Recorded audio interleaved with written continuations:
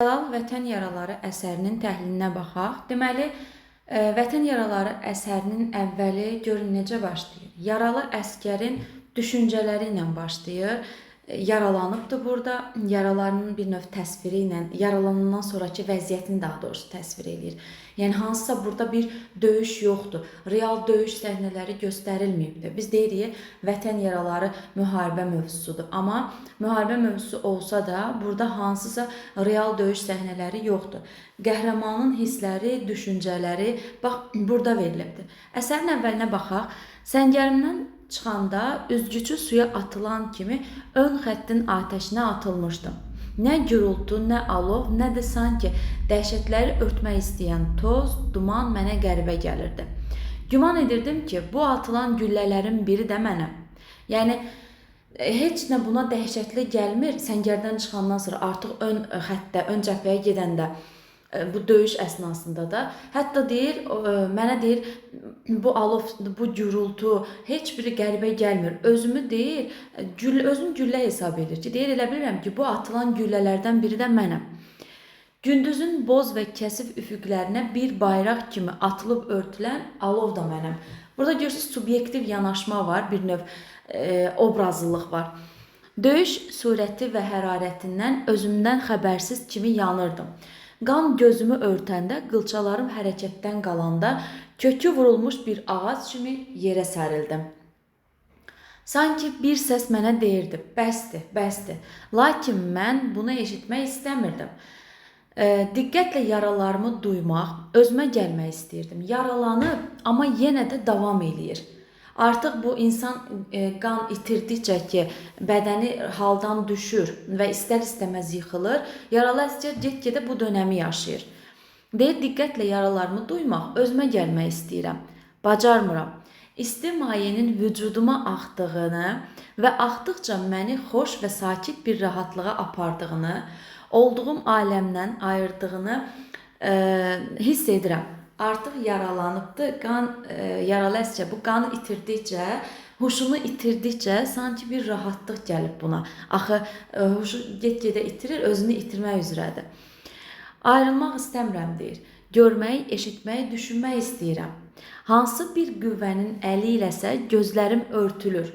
Bayaqdan bəri dəmirçi kürəsi kimi səslənən qulaqlarım tutulur. Başımdakı ağrı məni alıb aparır. Birdən-birə aləm sükuta dalır, hava qaralır. Ətrafımızdakılar əvvəlcə gülləyə, sonra daşa dönür, get-gedə kiçilir, sularda əriyib yox olurlar. Yəni, yavaş-yavaş göz qapaqları artıq yumulur, ona görə deyir, hava qaralır. Yəni, artıq hər şeyi özünə uyğunlaşdırır ki, hava qaralmırdı. Əslində, bunun huşunu itirir deyə hər şey qaralıbdır sanki.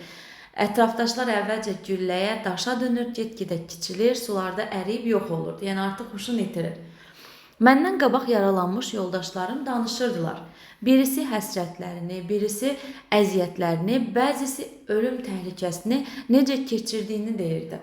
Yəni, yaralı əsgərdən qabaq, bu arada yaralı əsgərin adı keçməyibdir. Və görürsünüz ki, hadisələr burada birinci şəxsin dilindəndir. Yəni, yaralı əsgərin dilindəndir. Aydındırmı? Hadisələr Anabacı əsərindəki kimi birinci şəxsin dilindəndir. Yəni, yaralı əsgərin dilindəndir. Deyir, məndən öncə yaralanmış dostlarım danışırdılar ki, nəyi danışırdılar? Həsrətlərini, əziyyətlərini, ölüm təhlükəsini necə keçirdiyini deyirdilər. Amma mən bu hissləri keçirmədim. Bunları xəyalıma gətirmədim. Çünki yaralı əsgər gözünü açanda, baxın deyir, gözümü açanda özümü isti, təmiz, sakit bir otaqda, rahat yataqda görəndən sonra başım üstə dayanan ağsaçlı həkimin təbəssümünü, gənc bir qızın tərimi sildiyini, su içirmək istədiyini görəndən sonra duydum ki, həyata qayıdıram.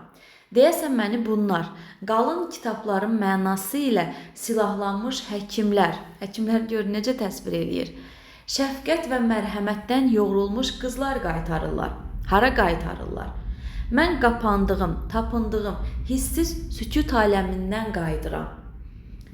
Bura qədər olan hissələri artıq yaralanıb, yaralı əsgər öz huşunu itiribdir. Gözünü açanda özünü xəstəxanada görür və hiss edir ki, artıq həyata qayıdır. Bunu deməli, mən həyata qaytaran da həkimlər, şəfqət bacılardır, onlar da tərənnüm eləyir. Deyir ki, ürəyimdə bir şadlıq var, dodaqlarım qaçdı. Üzülmüş, qanlı itirmiş, dəri ilə sümükdən ibarət sifətimə ilk təbəssüm işığı düşdü. Baxın, bu həyata qayıtdığı üçün görürsüz sevinir. Ona görə deyir, üzümdə təbəssüm var, üzülmüş, deməli, qanlı itirmiş, dəri ilə sümükdən ibarət sifətimə ilk təbəssüm işığı düşür. Sonra məni bir düşüncə yaxaladı. Hara qayıdıram? Neçə illər ömür keçirdiyim, doğulduğum, böyüdüyüm, yorulduğum, dincəldiyim, dərd çəkdiyim, sevindiyim həyata qayıdıram. Orada hələ görmədiyim nələr var? Bunu nə kitabda oxumuşam, nə həkimdən eşitmişəm. Amma mənə elə gəlir ki, xəstənin fiziki həyatından çox mənəvi həyatı var. Onu möhkəm addımlar, taqətli ayaqlar, bükülməz dizlər yox, zəif və zərif xəyallar aparır. Bu xəyallar bəlkə də sağlamlıq zamanında adamın başına yol tapmır. Həyatın keşməkeşləri onlara yol imkan vermir. İndi isə əl qolunu boş qoyub yatağa uzanmış bədən tamamilə onların qanadlı düşüncələrin ixtiyarındadır. Düşünürəm, görürəm ki, mən həyata azğın bir maraq üçün qayıtmıram. Oynamağa gəlmirəm. Dolu süfrələr başında oturub yeməyə, qədəh sındırmağa, tərif edib, tərif eşitməyə gəlmirəm. Məxmər stol dalında tabələrimin üstünə qışqırmağa, əmirlərə, fərmanlara, qırmızı mürəkkəblə qol çəkməyə gəlmirəm. Deməli, yaralı əsgər mövqeyin bildirir ki, mən həyata qayıdıram. Birinci buna sevinir, sonra fikirləşir ki, mən hara qayıdıram? Yəni, qayıtdığım yer haradır? Başlayır sadalamağa ki, özdə bunu deyir ki, mən bunu nə kitabda oxumuşdum, nə həkimdən eşitmişdim. Neçə illərdir mən ömür keçirdiyim, doğulduğum, böyüdüyüm, yorulduğum, dincəldiyim, dərd çəkdiyim, sevindiyim həyata qayıdıram. Və burada deyir, məni o həyatda nələr gözləyir. Bir də belə bir şey düşünür ki, adam xəstə olanda, yəni onun mənəvi həyatı daha zəngin olur. Yəni xəstə olanda düşüncələr aləminə dalırsan. Fiziki həyatdan çox mənəvi həyatı zəngin olur. Həmçinin deyir, sağlam olanda adam belə düşüncələrə yol vermir ağlında. Sağlam olanda belə düşüncələr mümkün deyil ki, düşünəsən belə şeyləri. Mən deyir, həyata ona görə qayıdıram ki, yəni ona görə qayıtmıram ki, dolu süfrələr başında oturum, qədəh sındırım, tərif deyim, tərif eşidim, nə bilim, məxmər stol dalında tabələrimin üstünə qışqırmağa, əmirlərə, fərmanlara, qırmızı mürəkkəblərə qol çəkim. Bunlara görə deyir, qayıtmıram. Qayıtma səbəbini deyir. Baxın, məndə qəribə bir arzu baş qaldırdı.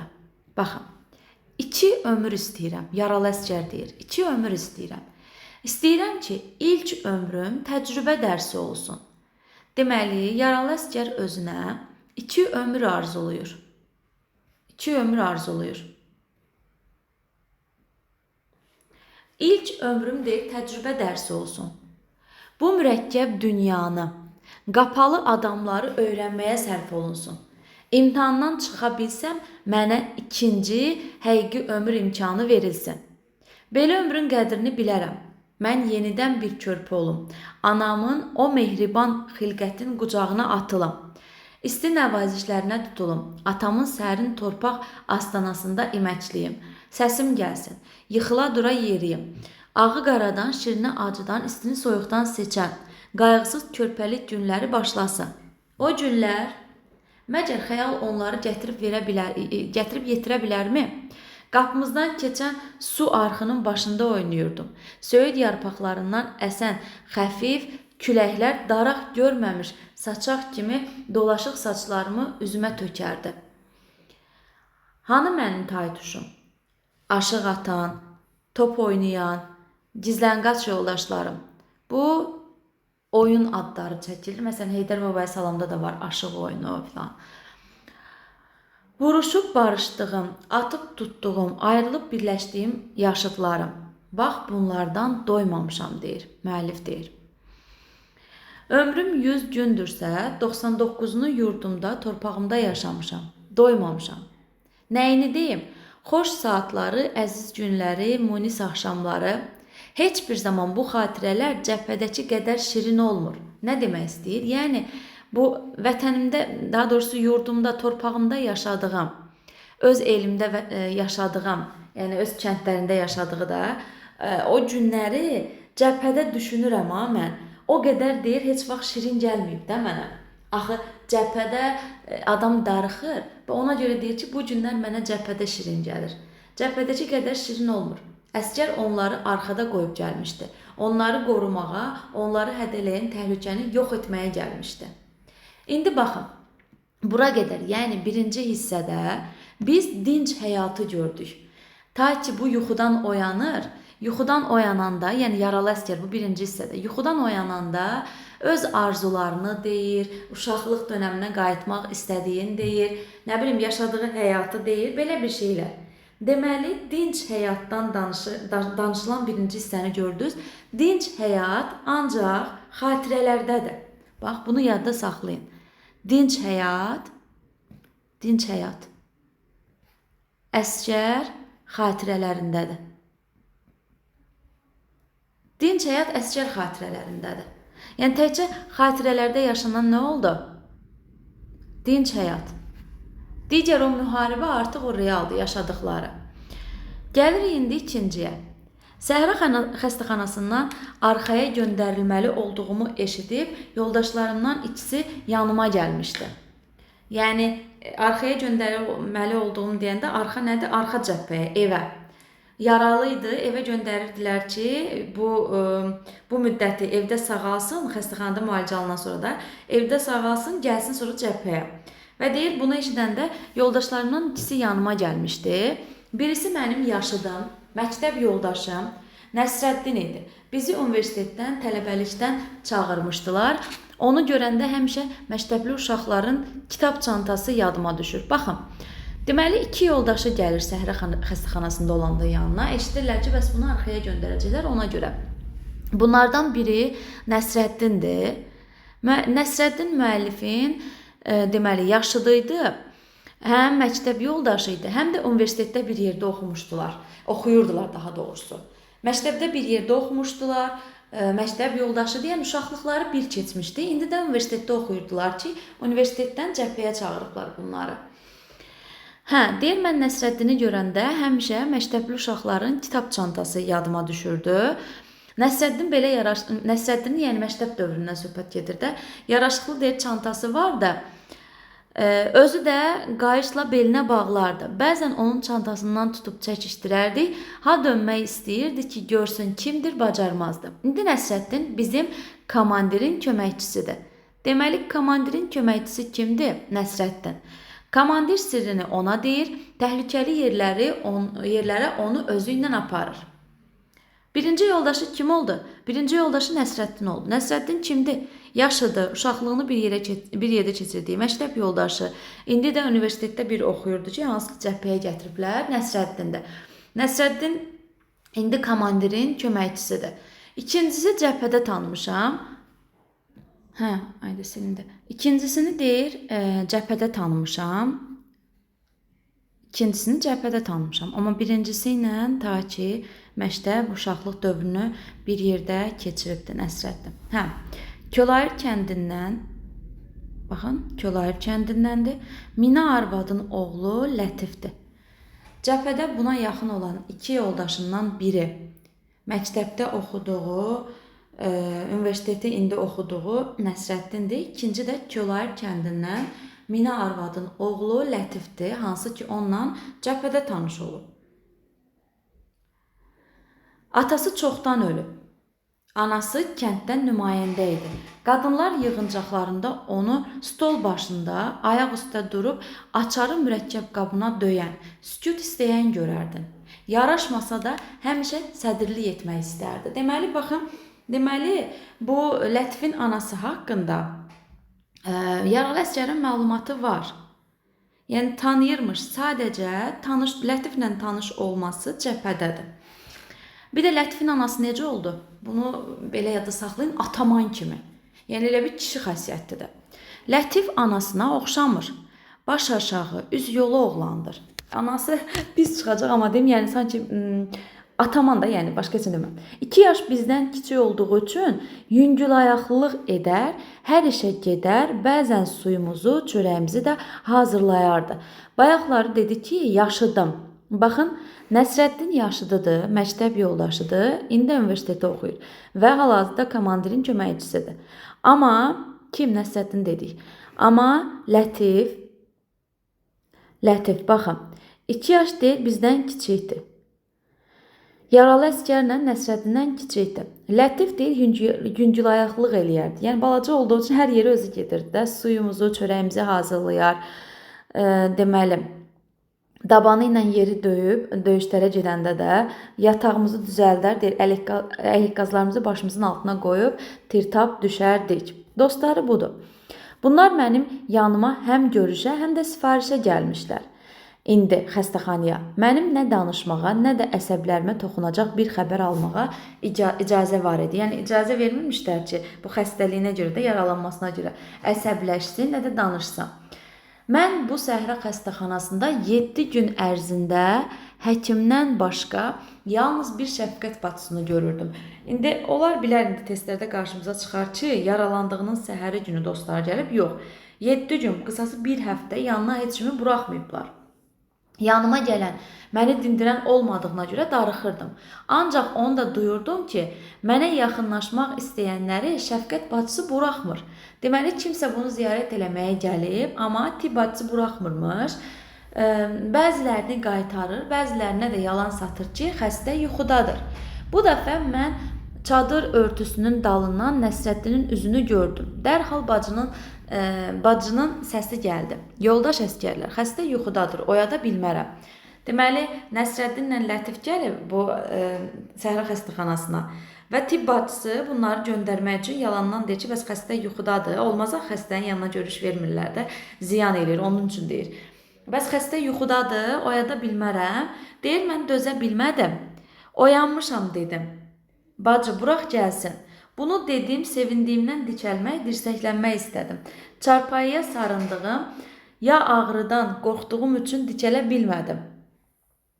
Başım ümidsiz kimi balışa yapışıb qaldı. Yoldaşlar bir üzü xətir, bir üzü zorcüz özlərini mənim yanıma saldılar. Bacı onlara yalvarırdı. Həkim bilsə, mənim atamı yandırar. Aman günüdür, tez gedin. Deməli, həkim qoymurmuş ki, yaralı əsgərin yanına gəlsinlər. İndi də bu deyir, axı, oyanmışam, qoy gəlsin. Artıq tibb bacısı heç nə deyə bilmir də. Sadəcə deyir ki, həkim bilsə, məni da anlayacaq da, siz tez olun. Nəsrəddin ona təsəlli verdi. Tez gedəcəyik, tez, arxayın ol, tez gedəcəyik. Lətif dedi, 2-3 dəqiqə artıq yox. Çadıra girəndən sonra Nəsrəddin nə bacıya baxır, nə də onun sözünü eşidirdi. Mənim alnımdan öpüb, zəif əlimi ovcunun içinə almış, illər ayrısı kimi həsrətlə söhbətə başlamışdı. Deməli, çadıra girəndən sonra artıq Nəsrəddin dostunu görür, hər şey sanki unudur. Bunun alnından öpür və başlayır söhbətə. Onlar yaralarımdan sarı mənə təsəlli verirdilər. Yəni, Lətiflə Nəsrəddin bu yaralı əsgərə təsəlli verilmişlər ki, güllə yarası əti pişirir, tez sağalır. Ananın duası da sənə kömək eləyər, yaxşı ötüşmüşsən, 10-15 günə duracaqsan. Yəni, dostları gəlmişdi həm bunu dostun görməyə, yəni yaralı əsgərin görməyə, həm təsəlli verməyə, həm də eşitmişdilər arxa cəbhəyə gedəcək. Sanki sifariş göndərməyə gəlmişdilər də öz evlərinə. Onun üçün əvvəldə deyir ki, elə bir sifarişə gəlmişdilər. Mən ağrılardan şikayət edəndə Nəsrəddin bir ədib kimi cavab verdi. İnanıram, sən daha çox ağrı duyarsan. Həyatla dolu adamlara, bütün hissləri ilə mükəmməl həyat keçirən adamlara hər yara əzabdır. Sən yorulmuş, qoca, ya çox şeylərdən əl üzmüş bədbin deyilsən. Bax, bir dənə bunu sizə açar söz olaraq deyim. Nəsrəddinə baxın, nəsr. Nəsr, ədəbiyyat. Ədib. Nəsr, ədəbiyyat, ədib. Nəsrəddin ədib kimi, sanki bir əsəri oxuyur ki, mən deyir, bilirəm ki, sən bundan da artıq ağrıları, acıları tab gətirə bilərsən də, dözə bilərsən. Həyatla dolu adamlara, bütün hissləri ilə mükəmməl həyat keçirən adamlara hər yara əzabdır. Sən yorulmuş qoca, çox şeylərdən əl üzmüş bədbin deyilsən. Qoca ağacların gövdəsini yarıb içində ocaq qalayırsan, halına təfavüt eləmir. Deyir, qoca ağacın gövdəsini yarıb içində ocaq qalayanda qoca ağac bundan hiss eləmir. Yəni, qoca ağacın halında bir şey dəyişiklik olmur. Sağlam, uca boylu qovaq ağaclarının gövdəsinə bir bıçaq vurulsa, o saat yaşardığını görərsən. Belə ağacların həyatı sağlam gənclərin həyatı kimi mükəmməldir. Əsl həyatdır. Deməli, Nəsrəddin müəllifin sanki bu yaralanmasını, yara almasını, yaralarının buna əzab verməsini, ağır verməsini bu qovaq ağacına bənzədir. Qovaq ağacı. Yəni deyir ki, sən güclüsən, sən gəncsən deyə bu yaralar sənə təsir eləyir. Haldan düşmüş qoca olsan, sənə deyir əsər eləməz bu yaralar. Onu deməz. Yəni o haldan düşmüş ağac zaten ölü kimidir də o anlamda. Yəni deyirsən bu yeni gənc qovaq ağacı kimisən ki, sənə də təsir eləyir bu yaralar. Hə, sən belə gənclərdəsən. Ancaq onu da bil ki, bir neçə ay sonra qovaq ağacının bıçaq vurulan yerini möhkəmlənmiş, bərkimiş görərsən. Sağlıq olsa, sən həm müalicə olunacaq, həm də dinlənəcəksən, həm də ki, demək istəyir ki, vətənə gedirsən də, yəni vətəndə olacaqsan da. Lətif onun sözünü kəsir ki, həm də ki, vətənə gedəcəksən. Yəni, Nəsrəddinin dediyi sözü sanki Lətif öncədən təsdiqləyir. Yəni, özü deyir bu sözü. Deməli, ədib kimi yanaşan, müəllifi qovaq ağacına bənzədən kim idi? Görürsünüz, ədəbiyyatla yadda saxlayın. Ədəbiyyat, ədib, nəsr əsəri, Nəsrəddin. Belə şeylə yadda saxlayın. Hə, bu sözü deyəndə onların hər ikisi qızardı, gülümsədi. Mənim gözlərimə baxdı, mən bunun mənasını yaxşı anlayırdım. Onlar on illərə bərabər olan bir neçə aylıq cəbhə həyatından aldıqları duyğu və təsəvvürlərini yaxın adamlarına çatdırmaq istəyirdilər. Deməli, onlar yaxın adamlarına bir xəbər göndərməyi istəyirmişlər də. Bu aylarla cəbhədə olduqlarını, yaşadıqlarını sanki bir sorağını öz qohumlarına ötürmək istəyirmişlər. Hə, bacı Nəsrəddinin qarşısında dayanıb xahiş etdi. Nəsrəddin isə gözünü məndən ayırmırdı. Səndən deyirdi, heç nə istəmirəm, bizim evə get. Mənim yazı stolumun başında otur. Bax, Nəsrəddin yenə ədəbiyyat, nəsrlə yadda saxlayın. Yazı stolumun başında otur. Kitablarıma, kağızlarıma fikir ver. Kitab, nəsr, ədəbiyyat.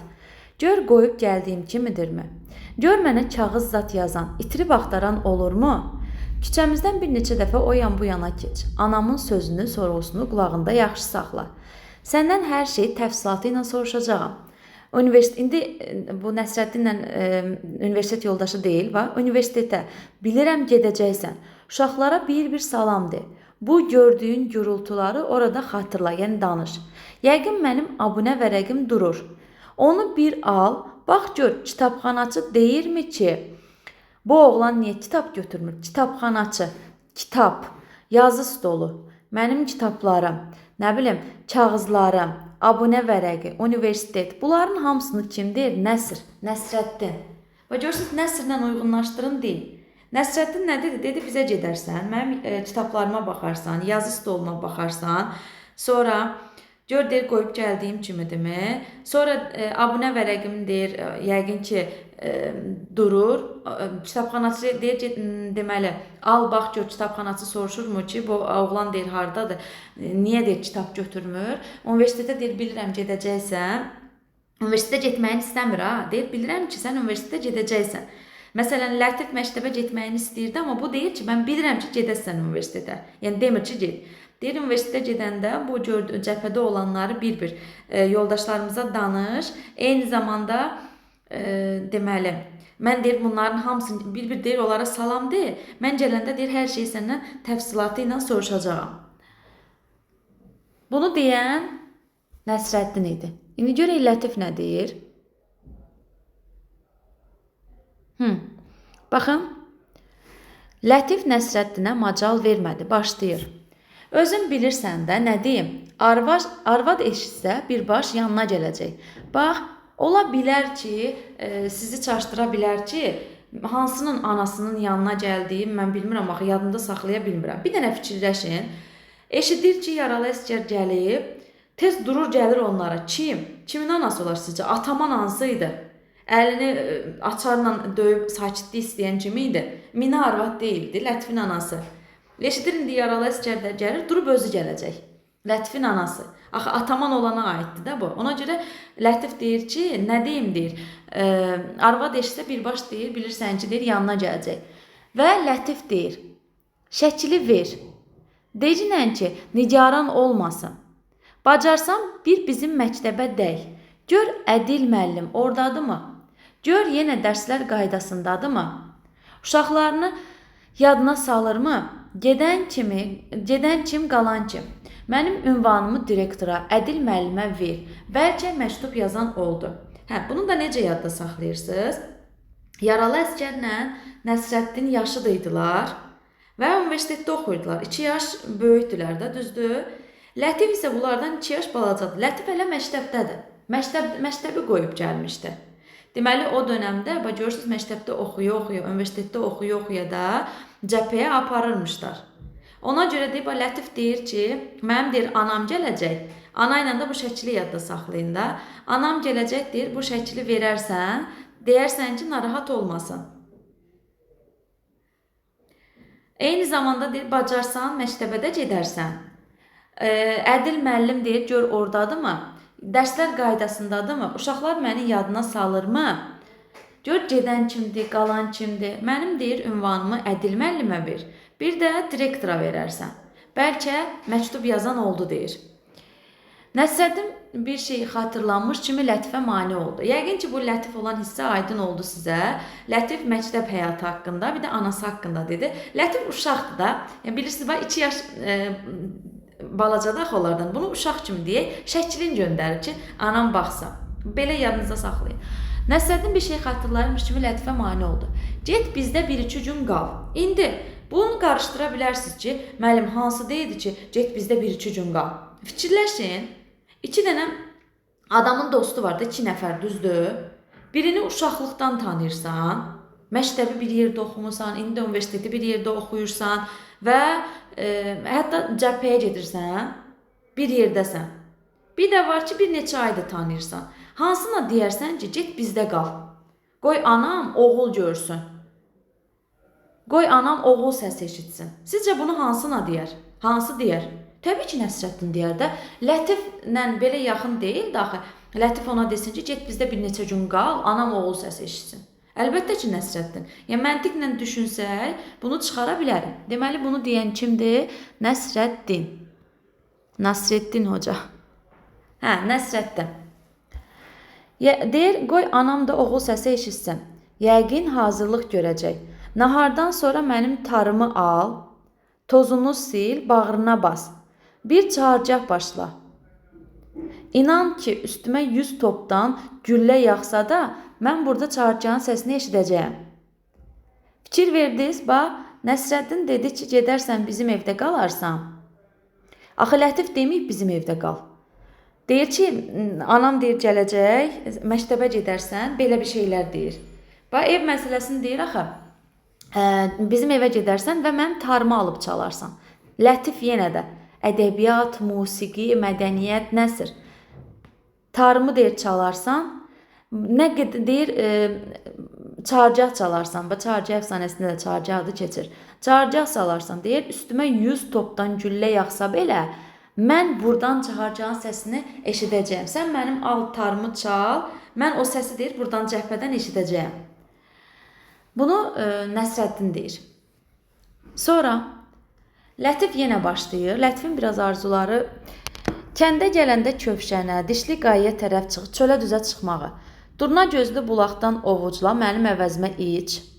Yazdır. Otur bir quşları dinlə. Gör onlar nə deyir. Dünyanın bu işləri onların mahnısına kar eləyir ya yox. Yaşıl yamacdan dəstə tuç. Lalə, bənövşə, nərciz, nanə, xətmin, nilofər nə desən taparsan. Ax o yerlər. Səcdəsinə düşmək, öpüb yalamaq, ürəyimi o torpağa, daşa sürtmək istəyirəm. Bunu deyən kimdir? Lətifdir. Lətifin arzularını gördünüz. Şəkildir, anasıdır, məktəbdir, məktəb direktoru haqqında dedi. Sonra dedi ki, get bizim kənddə küçəyə, düzə, nə bilim, bulağın başına get, quşları dinlə, nə bilim, güllərə bax, gül adları çəkir. Deyir, yəni o yerlər deyir, o yerlərin deyir, səcdə edib o yerlərə. Öpüb yalamaq istəyirəm deyir. Ürəyimi o torpağa, daşa sürtmək istəyirəm. Belə, bu dostlarının arzuları idi. Bunu deyəndən sonra yəqin ki, gedirlər. Biz indi görün 3-cü hissəmiz gəlir. 1-ci hissədə yaralı əsgərin duyğuları idi. Yaralanmasından sonra xəstəxanada olan düşündüyü duyğular. 2-ci hissədə yoldaşlarının onun yanına gəlməsi, yoldaşlarının ona tapşırıqları və 3-cü hissə deyir, anam qabaqcadan artıq yaralı əsgər evlərinə gedib. Baxın. Anama qabaqcadan heç nə yazmadım. Deməli, yaralı əsgər anasının yanına gedəcəyini öncədən anasına deyirmi? Yox. Yəni, evlərinə gedəcəyini öncədən anasına xəbər vermir. Vağzala düşüb yavaş-yavaş evimizə gəlirdim. Anamı görməyə tələsirdimsə də, çoxdan ayrıldığım bu küçələri, yolları, bu məhrəm binaları, ağacları, hasarları diqqətlə nəzərdən keçirmək həvəsi ilə yaşayırdım. Çalışırdım, görüm nə dəyişmişdir. Mənim qoyub getdiyim yerlərin, deməli, yerlərin nəyi və necə dəyişmişdir. Mənə elə gəlirdi ki, hər şey öz qaydasındadır. Bax, hər şey öz qaydasındadır. Birdən yenə də mənasız da olsa, onlar da belə xırdalığa gedərlər, yazarlar ki, yaralı əsgər qaydanda, öz yaşadıqları anasının yanına qaydanda hər şey dəyişmiş şəkildə görür. Dəyişmiş, bu artıq səhv fikirdir. Deyir ki, elə bil hər şey öz qaydasındadır. Yenə də həmin sentyabr axşamıdır. Şəhərimiz möhkəm, inan və etimadla ömrünü sürür. Uca çinarlar, yaşıl təpələr baş əyərək cəbhədən gələn oğullarını salamlayır. Cəbhəyə gedən oğullarına xeyir-dua verir. Anamı evdə tapmadım. Deməli, gəlir evlərinə, anası evdə yox idi, işdə idi. Açarı bir-birimizə bələdlədiyimiz yerdən götürdüm. Deməli, bu anası ilə bir yerdə yaşayanda cəbhədən əvvəl açarı qoyduqları bu xüsusi yer var imiş da. İndi Allah açarı hara qoyurlar? Qapının aşağısında bəzən xalça olur, nə olursa, bu nə deyirlər ona? Ayaqaltı da, onun altına qoya bilərlər filan belə. Gizli açar yerləri. Bunun da anası ilə gizli açar yerləri varmış deyir. Açarı bir-birimizə bələdlədiyimiz yerdən götürdüm. Düşünün, oğlan cəbhədədir. Ana niyə yenə açarı eyni yerə qoysun ki? Niyə məntiqlə bilir ki, oğlu cəbhədədir də, niyə açarı həmin yerə qoysun? Qapını açıb evdə rahatlandım. Bu evdə nə təzəlik var? Mənim əsgər şəklim stolun üstündədir. Məktublarım üst-üstə səliqə ilə qoyulmuşdur. Sanki anam bunları hər gün oxuyur. Pəncərənin ağzında balaca və üzü bezlə tikilmiş bir qutu var. Yəqin etdim ki, anam yenə nəsə göndərir. Yəni, sovqat göndərəcəkdir. İstədim anamın cəbhə sovqatını açım, dəymədim. Kitab şkafının şüşələri tərtəmiz silinmişdi. Gələn qəzet və jurnallar sahmanla şkafın bir gözünə yığılmışdı. Anladım ki, anam bunları mənə saxlayır. Oxumamış qəzeti o tərk etməz. Evin hər tərəfində bir qayğı əli gəzirdi.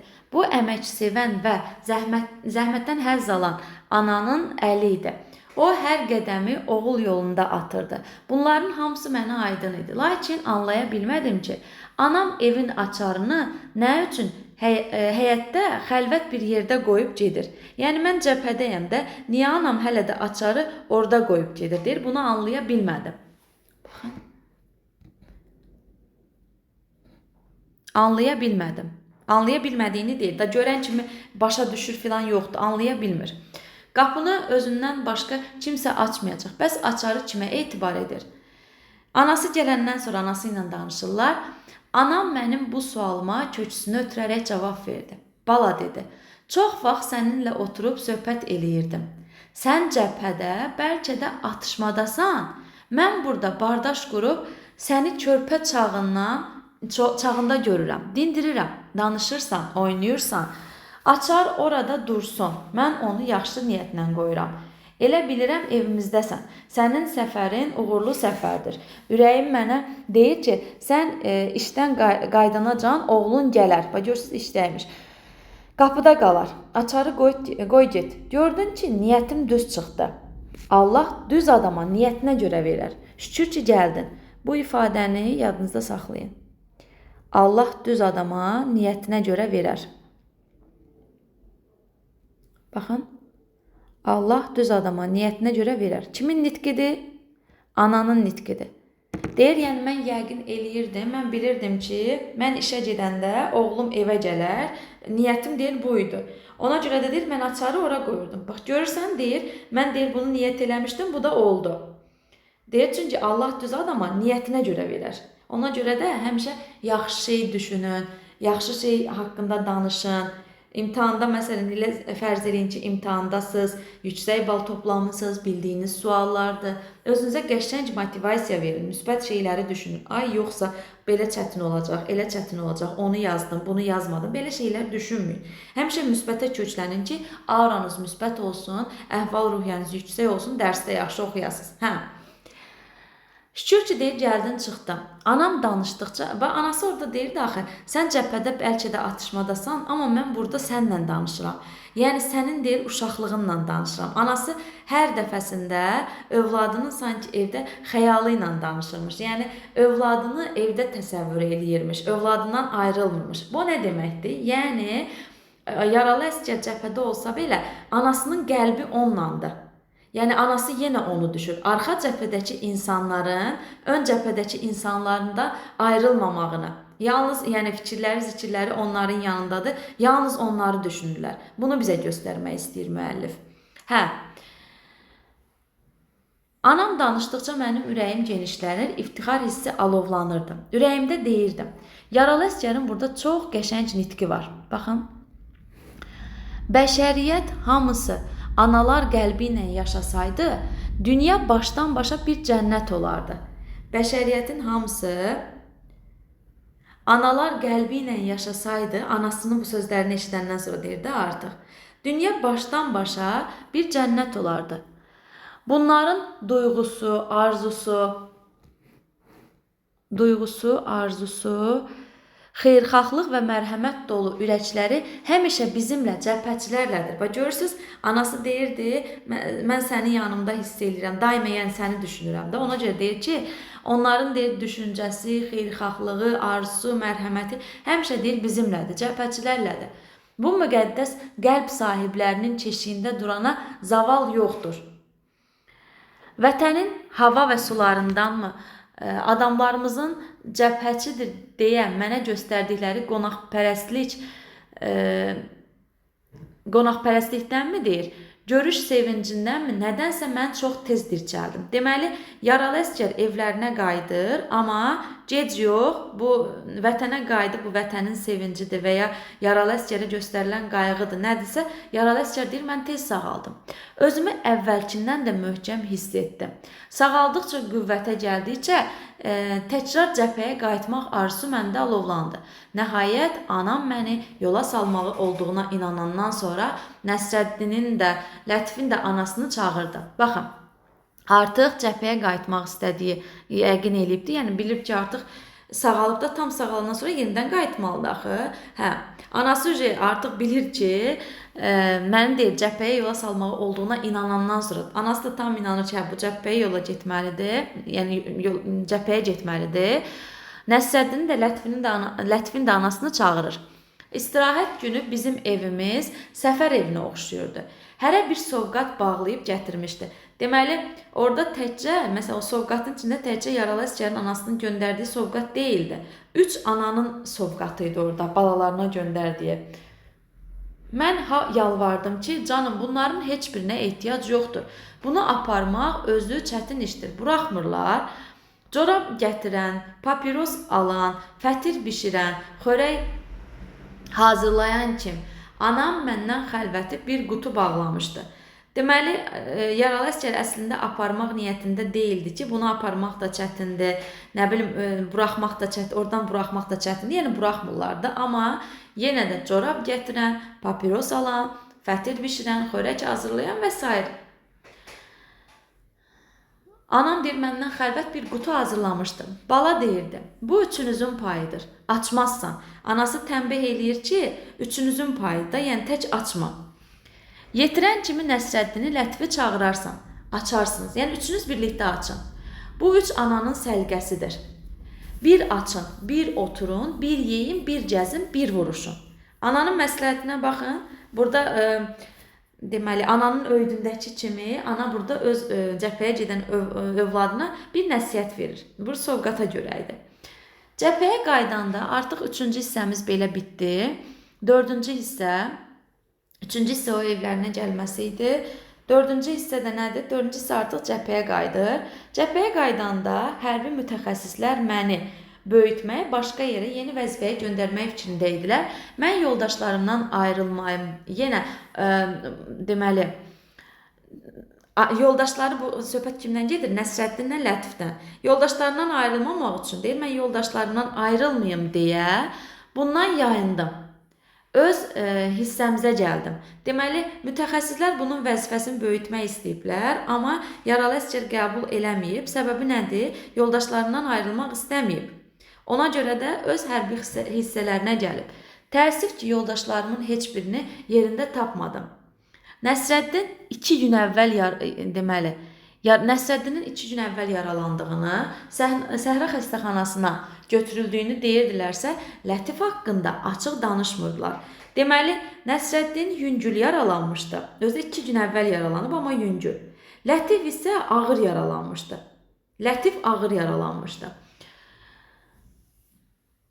Mən dərhal komissarın yanına getdim. Təlaşımı görüb mənə 2 sətirlik bir yazı göstərdi.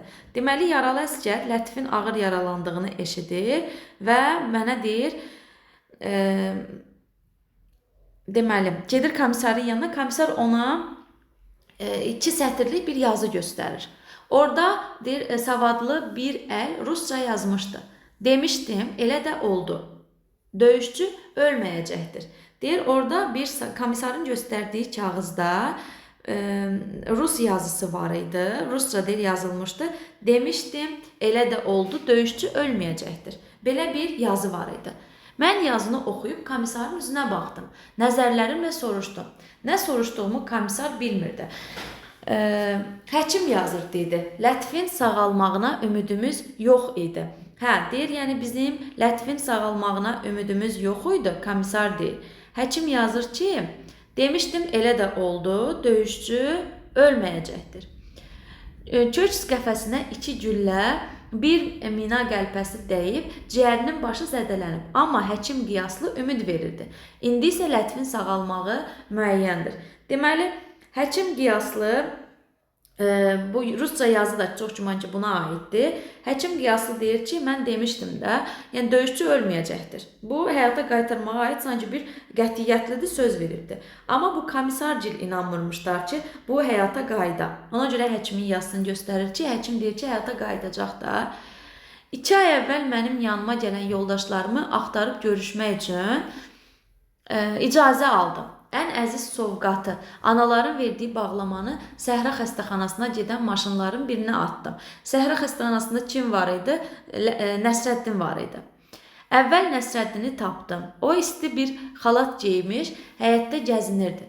Yarası qolundan idi, həm də yüngül idi. Deməli, Nəsrəddin qolundan yaralanıb, özü də yüngül idi.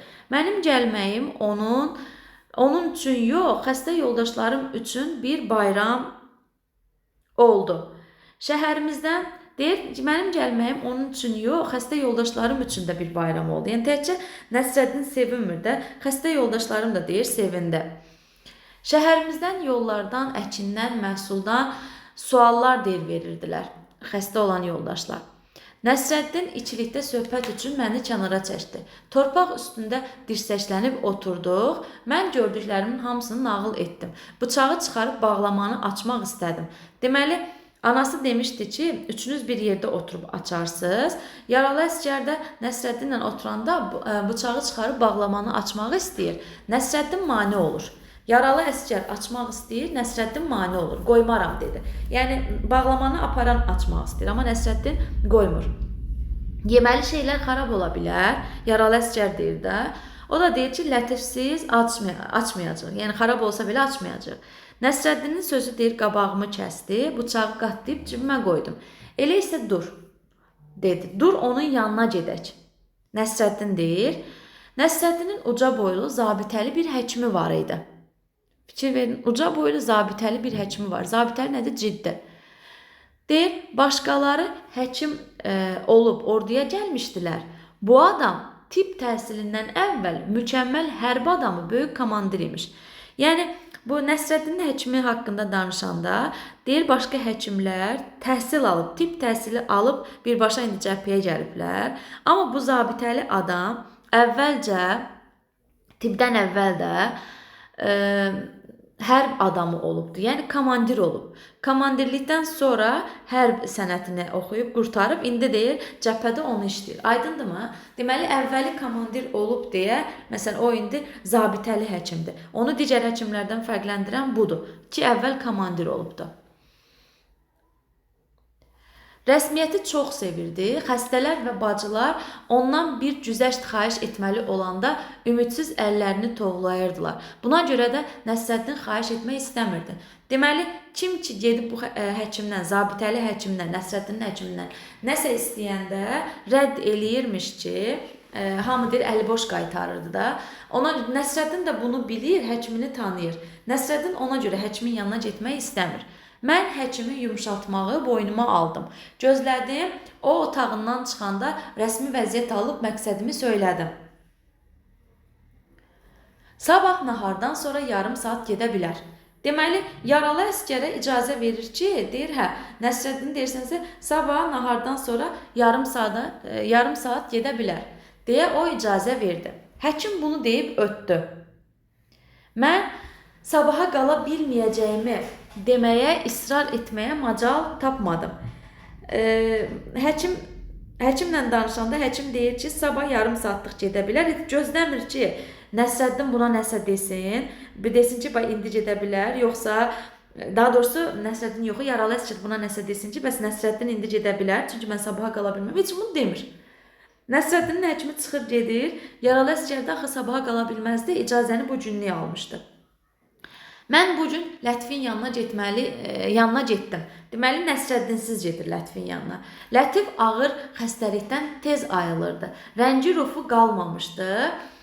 Məni görəndə sevincindən deyir, ağladı. Məni qəhərləndirdi, narahat etməyim deyə tez durdum.